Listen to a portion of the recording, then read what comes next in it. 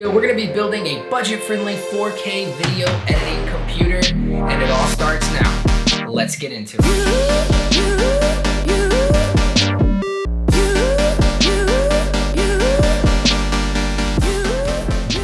Hey guys, welcome to today's computer build. We're going to be going through all the parts here and putting everything together and get you up and running. This is my first computer build as well. I'm actually a full-time filmmaker. If this is our first time meeting, I'm Ray Valencia from Starstrung Productions. I also work full-time in a commercial television studio, and I freelance in movies, professional sports, and Disney weddings. So this is the first time I've ever built a computer, and as you can see, it's running perfectly. It's able to edit my 4K footage without using proxies, and also my 120 frames per second and of course 60 frames per second footage with ease. So we're gonna go through and we're gonna put all these components together step by step in detail. So for the processor, I have the Ryzen 5 2600X. It is unlocked and ready to rock. Don't quote me on that. So for the motherboard, we have the Asus ROG Strix F Gaming. This is a B450 motherboard. It is Ryzen 2nd generation ready. And for the RAM, this is also Ryzen compatible. This is the Trident Z RGB. It's made by g.skill. This is 16 gigs of RAM at 3200 megahertz. So for the graphics card, I have the EVGA GTX 1050 Ti super clocked, 4 gigabyte GDDR5, and for the PSU, I have the EVGA Supernova G3 model of the 550 watt, 80 plus gold rated power supply. Fully modular, looks really cool. That's why I chose it. I didn't want to have all the crazy cables going on in here. For the solid state drive, I have the Samsung 860 EVO. I also have an older hard disk drive that I'm going to be putting in here as well. And for the case, I have the BitPhoenix Nova TG. It has a tempered glass on one side, RGB fan on the back here, nice mesh vents, USB 3, all the good stuff that I want here. So, without further delay, let's get into it. This is the Asus ROG Strix B450F Gaming motherboard. It supports the AM4 socket for 2nd generation Ryzen and is also back compatible with 1st generation Ryzen. USB-C, 2 USB 2 ports, the 3 blues are USB 3 Gen 1, the 2 reds are USB 3 Gen 2, also your display ports and your audio interface. Okay, so let's open up our processor. This is the AMD RYZEN 5 2600X. It is a 6-core, 12-thread processor. It comes with an included Wraith Spire cooler. It also comes with the thermal paste already included on it. So go ahead and take the processor out of the box and locate the gold triangle on only one corner underneath the CPU. But be sure not to touch any of the delicate pins underneath. The CPU only fits one way, so you'll line up this gold triangle with a triangle on your motherboard. Gently place the CPU down, but be sure not to force it because you don't want to bend any of the pins on the CPU. Once it locks into place, close the lever to lock the CPU in. Okay, next I'm going to remove the heatsink brackets because the Wraith Spire cooler does not require them. So remove the screws with a Phillips screwdriver, and I'm also using a magnetic screwdriver just to make sure I don't drop any screws on the motherboard. I won't be adding any thermal paste to mine because the Wraith Spire cooler already has a thin layer of it included. So the CPU cooler only fits in one orientation, so screw it in, but be sure not to over tighten the screws so you don't damage your motherboard. Once you get the cooler installed, go ahead and attach the 4-pin cable to the port labeled CPU fan. Mine is at the top of the motherboard. Next up, moving on to the RAM. This is the g.skill Trident Z.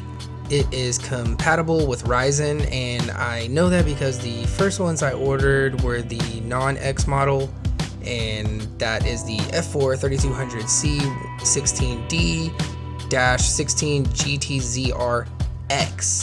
Originally I got sent the non-X model, which can be used, but it may require a few more advanced steps to set up and I didn't want to take any chances on my first build, so I sent it back for the X model that says it's compatible with Ryzen, so I know it's going to work straight out of the box.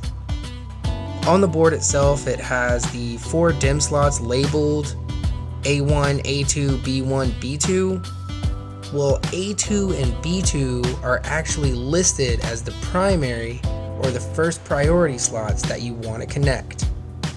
Make sure this slot here aligns there.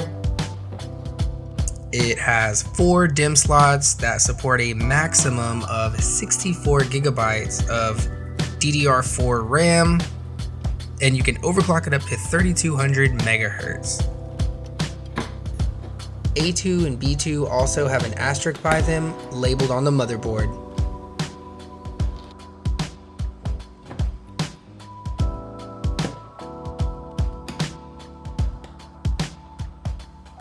Okay, let's get the case ready to install the motherboard. Remove the tempered glass, the plastic, the screws, the standoffs, the included wires, and the back panel using the thumb screws. Alright, so you can see here where the different size motherboard layouts are. Well, I need 9 standoffs for my particular board, and there are only 2, 4, 6 installed.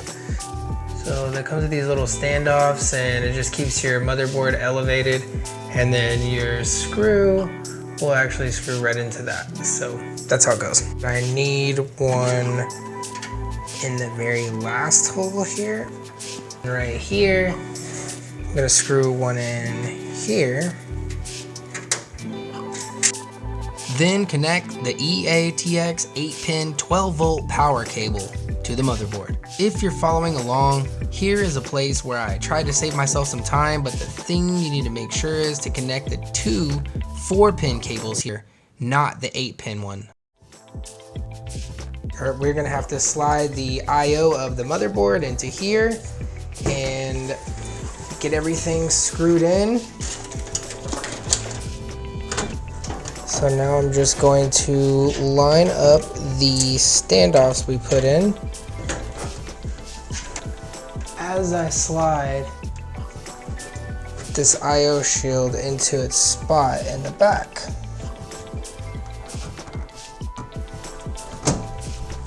There we go. Everything's all lined up, and we're ready to start screwing in.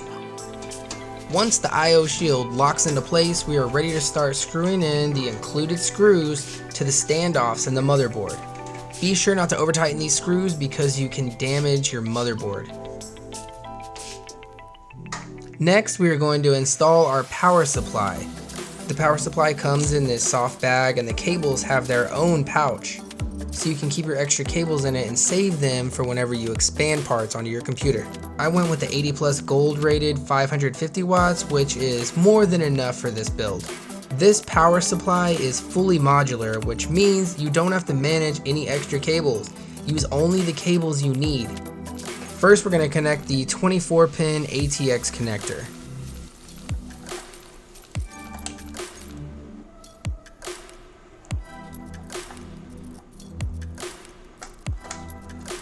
We're also going to need this cable here. This is to connect all your hard drives and everything. It's a SATA as well power as cable, the EATX and it connector. comes. You plug in once to the PSU, and it has 3 outputs here for 3 different drives or whatever you want to use it for. Here you go, SATA 1. Done. So this case has a dust filter on the bottom. Just pull the little tray out. This is where our PSU fan is going to be taking in air from. So I'm going to have the fan facing right down here.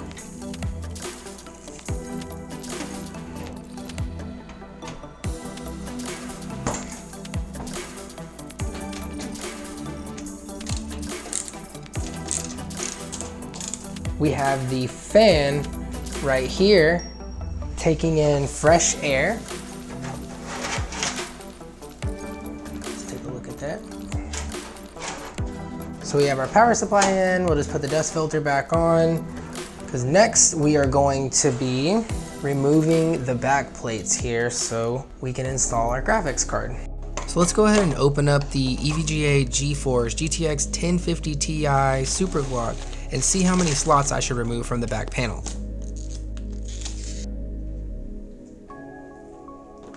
It looks like it's wide enough that I should remove the second and third slots.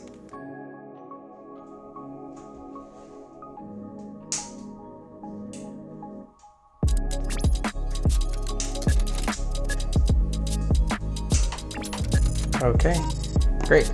So let's go ahead and take off this rubber piece. Expose the connectors. And we're ready to install. We're gonna be putting the pins right here, directly down like that. So these screw holes line up with the back of the case where we're going to screw it in. Okay, let's do it. Make sure the tabs are open and gently press the graphics card down until it clicks into place. Okay, there's one side. And there's the other. Now screw the graphics card to the case with one of the included screws and we're done. This case also has these removable drive sleds and super simple. Hard disk or solid state can go in here. So we're just gonna drop it in, match up our screw holes with the holes on the drive tray. Just slide it back in. Done. Oh, there we go.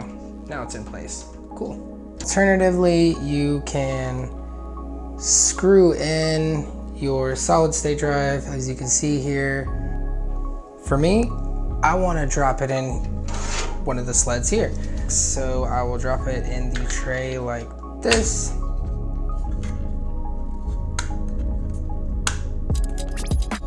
And make sure it fully clicks in. All right, then we drop it back in. Done. And our drives are installed. Time to start plugging stuff in. Okay, now let's connect the rest of the cables. I should go up to this one first.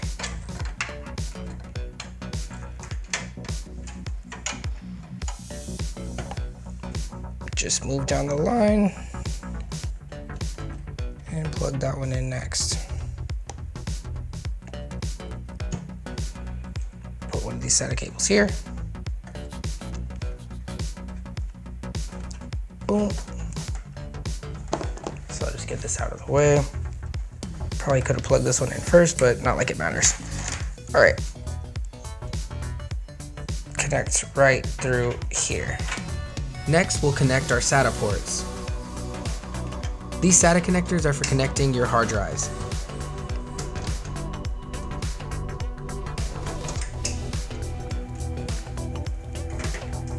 Let's push the ATX power cable through here. All right, so we got the motherboard cable.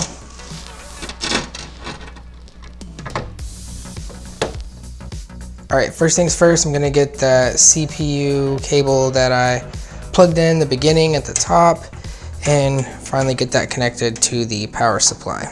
Okay, remember the 8-pin connector we connected in the beginning to the motherboard? Now I'm gonna switch it around and connect the 4-pin to the motherboard and connect the solid 8-pin to the power supply. The two 4-pins they don't fit into the power supply. It only has room for one of these tabs. So I'm gonna have to switch it around. So we're learning as we go. All right, so I tried to save myself the trouble here, but now I get to go ahead and remove it and swap it out. And back up. CPU cables, just flip them like this and put them together. So I'm gonna do the one on the left. Feels good. And do the one on the right. Now I'll be pushing this up through. All right, so now I have it through and I'll go ahead and plug it in. Sweet, okay. Now all that stuff is plugged in. Great. Right beside the RAM, we have the USB 3 connector for connecting the USB 3 slots that are on the front of our computer case.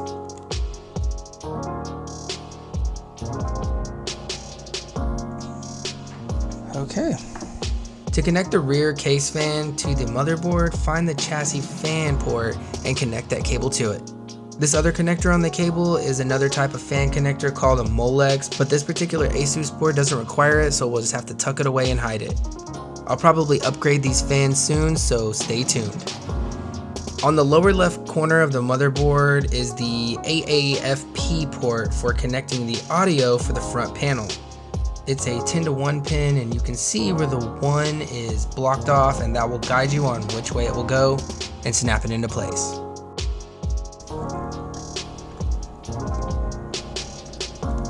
And there's that. Boom. Now we gotta finish connecting the motherboard to the computer case. First, we're gonna connect the P-LED plus and minus 2-pin connectors. These are the system power LEDs for the case. The P-LED plus and minus 2-pin connectors are for the system power LEDs. These are activity LEDs for our hard disk drives.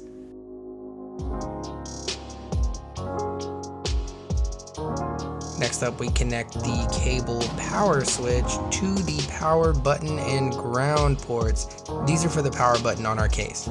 Next, we have the reset cable. It goes into the ports labeled RSTCON, reset connector, and ground. Next, connect the system warning speaker. It's a 4-pin cable. This little speaker is for beeps and warnings for your system. And finally, chassis fan 2 is a 4-pin connector. This is the fan that is located on the front of the case.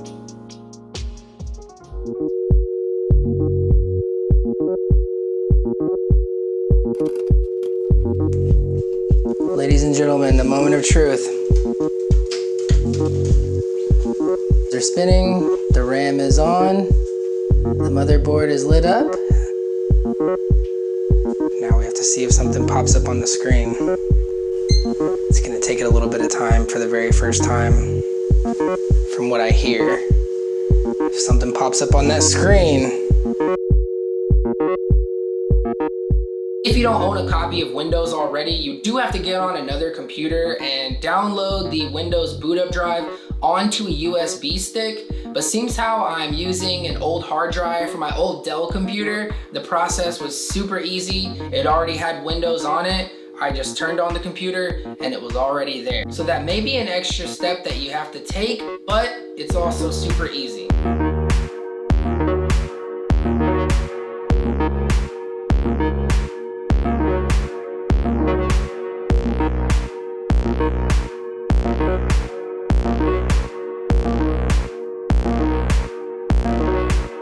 Okay, first thing we need to do is update our ASUS motherboard to the latest BIOS. We're going to save the driver directly to a USB drive. Go to asus.com, under products, find your motherboard, ROG Strix B450F Gaming.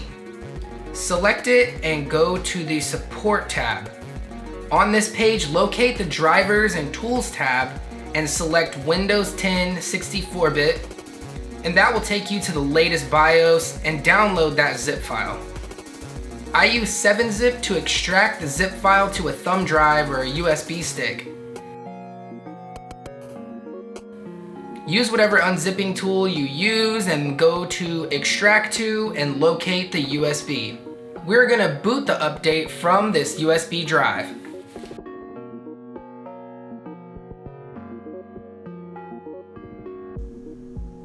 Alright, for the next part, we are going to restart the computer and update the BIOS through the USB driver.